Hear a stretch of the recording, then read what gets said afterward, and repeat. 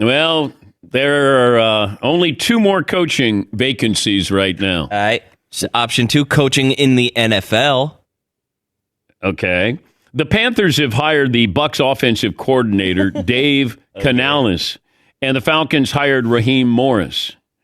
So Canales, I think he was only interviewed by the Panthers, and he was the offensive coordinator, I think, for a year with Tampa. Now, he's had other jobs, but, Tampa, they played well with Baker Mayfield Jr. III. It always helps when you have Mike Evans and Chris Godwin. Just saying.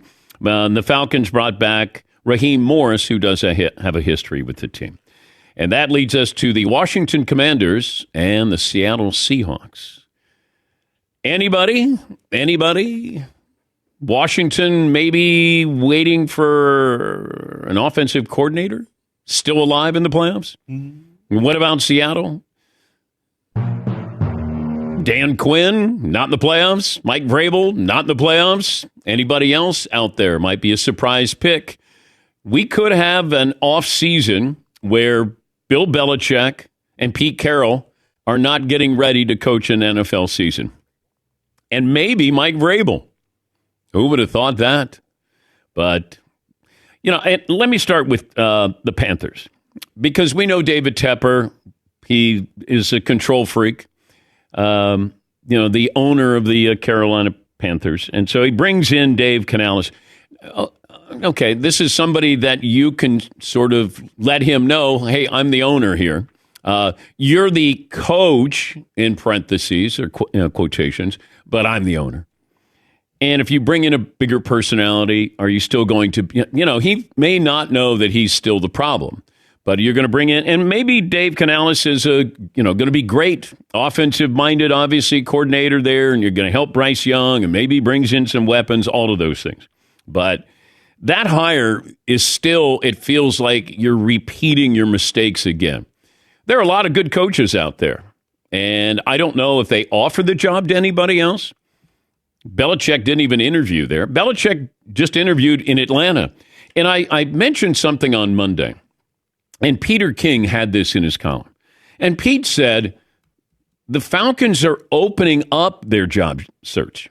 And this is after Bill interviewed twice. I'm thinking, what else is there that you need to know about Bill Belichick and then turning the team over to him? Everybody talked about Arthur Blank, the owner, his age. Oh, he wants to win. Bill, bring him in. Now you'll get over the hump. And then all of a sudden it was like Atlanta's interviewing quite a few people. I think 14 candidates. And now you're starting to hear, okay, what did Bill Belichick want? What was he asking / demanding?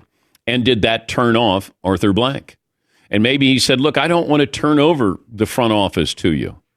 I don't want you to have total control here. We saw there were some problems in New England with what you did in the front office. As a coach, you're peerless. But I mean, that's pretty amazing. Greatest coach of all time still wants to coach and probably not going to get a head coaching job. Pete Carroll still wants to coach, has the energy of a 50-year-old. Probably not going to coach. Mike Vrabel, wonderful coach, well-respected. Remember, there was going to be a line out the door for Mike Vrabel.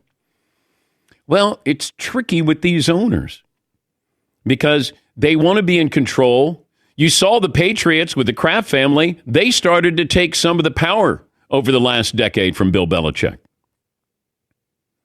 It's hard to relinquish control, but the great franchises do. We've seen that. The Steelers, they don't get involved. Giants don't get involved. For the most part, they let their coaches coach. The front office people do what they're supposed to do. I don't know if Carolina is going to be back in this position in 2 years from now. The Falcons with Raheem Morris, who got a lot of people speaking on his behalf. Now, he's a defensive coordinator with the Rams. And, he was a coach a decade ago with Tampa Bay. I loved him back then.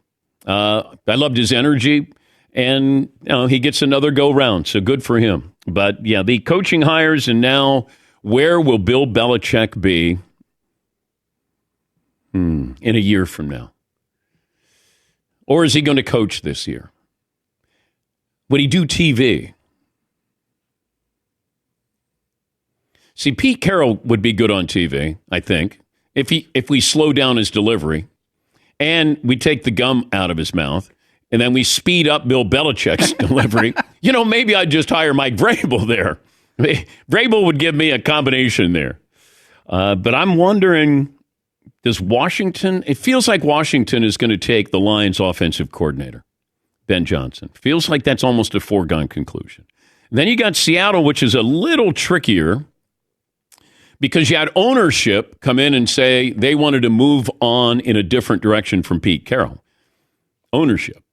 So ownership looking for something different than Pete Carroll. Okay. Is that Mike Vrabel? Is that Dan Quinn? Is that somebody else? Because the game of coaching musical chairs is now down to 2 chairs, and you got a lot of people still walking around those chairs. Somebody wants to sit down. Yeah, Paul.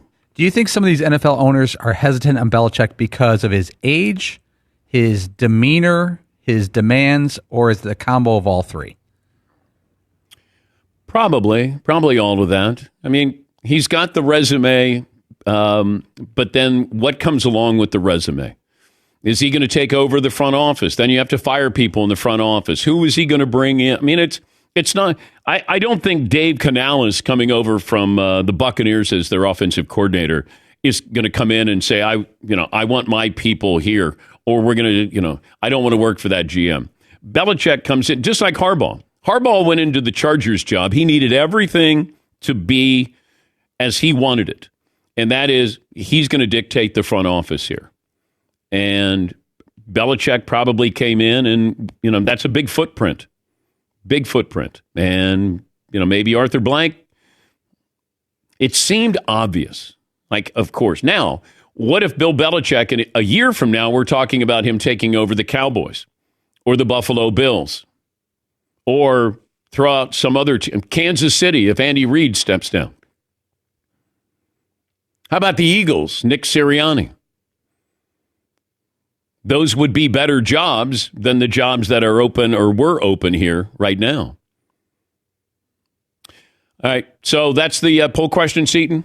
That's one of them, Dan. Yeah, we've got next year Bill Belichick will be coaching in the NFL, in TV, or on the beach.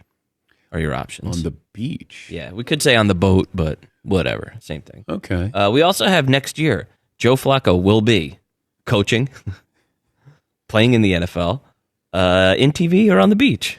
I think he'll be suited up in the NFL. I don't know if he'll be playing in the NFL, but he'll be suited up. But we have plenty of time to talk about Joe Flacco and his future.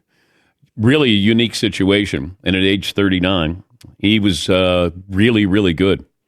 And it's not like they go, we're going to open up the quarterback competition in Cleveland, because that is not happening. And you almost want to put him in a position where the starter, the younger quarterback, is not threatened by Joe Flacco. But you want to have that insurance policy, like Jacksonville would be great with Trevor Lawrence. Hey, he's not taking your job, but he's there to help you.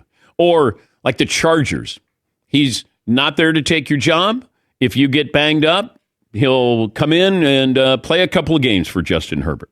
That's probably the situation that, Joe will hopefully be entertaining. Got phone calls coming up. Ross Tucker will stop by, and Mike Florio as well, and, of course, Joe Flacco.